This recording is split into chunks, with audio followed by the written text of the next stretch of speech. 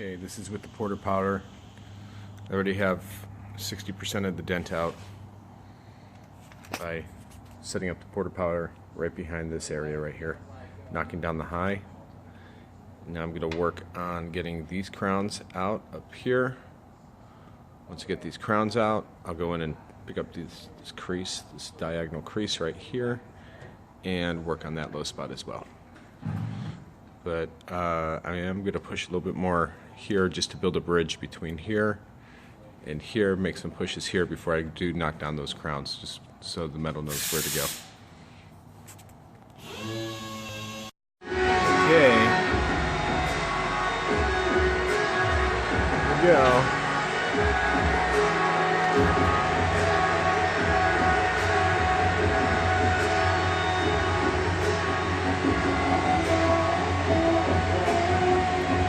A little more pushes in there and this thing would be solid.